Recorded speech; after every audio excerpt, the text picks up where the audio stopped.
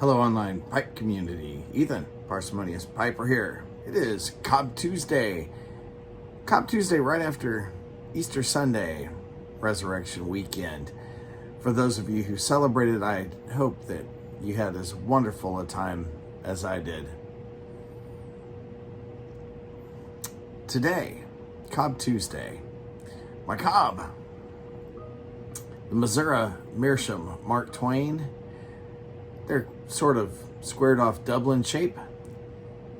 In it, yet another aromatic. Tell you what, I decided, since I was going to be around people, and I actually cared. I don't always. That I would pick a blend with a room note, a friendly room note for this week's blend of the week. It is none other than the rather popular cult Blood Red Moon.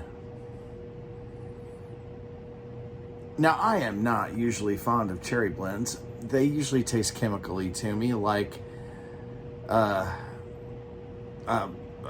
Lane's Captain Black Cherry.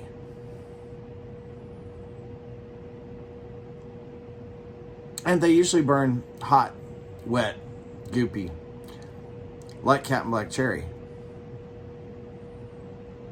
However, I haven't found one cherry blend that I liked quite a bit.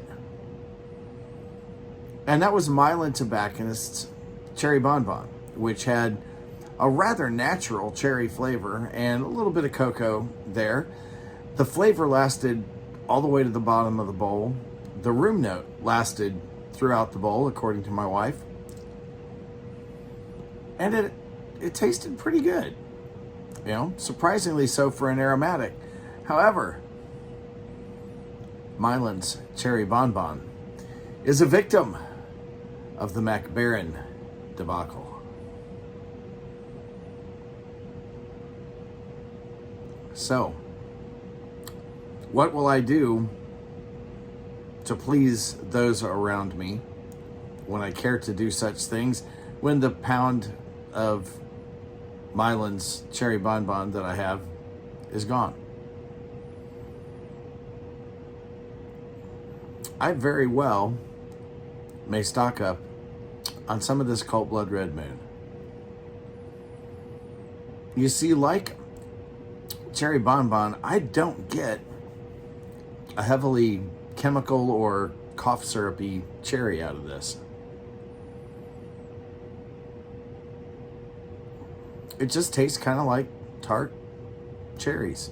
Not overly sweet, but cherry.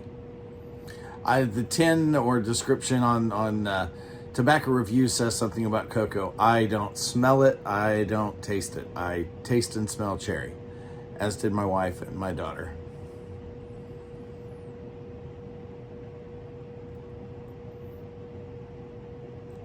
Milan's Cherry Bonbon was actually a 4-star out of 5 blend for me, which is exceedingly rare for an aromatic. I think this is going to hit that as well. Now, I won't be rushing out to buy any because I still have quite a bit of Cherry Bonbon left.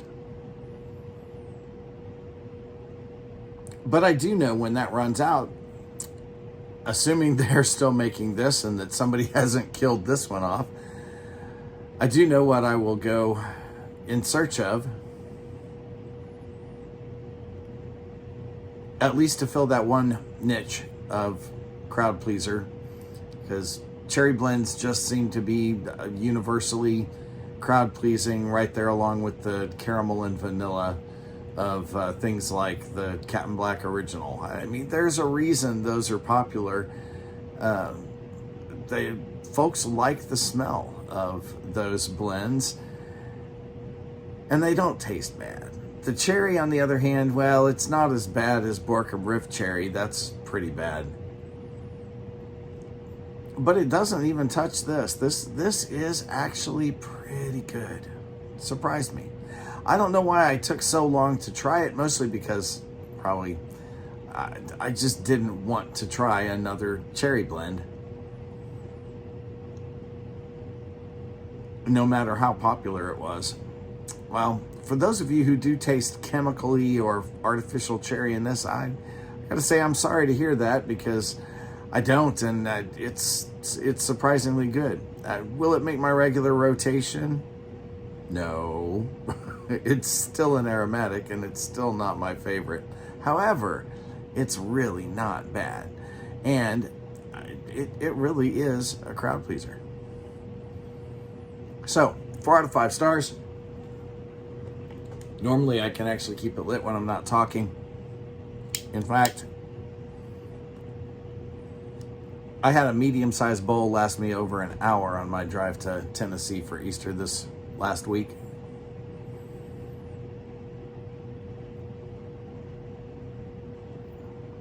Because I was focused on it and not on talking. So it can last you a while.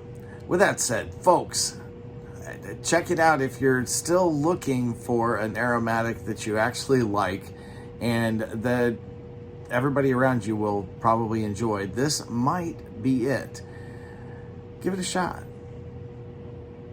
Whether you do or not. Light something you like. Enjoy your afternoon.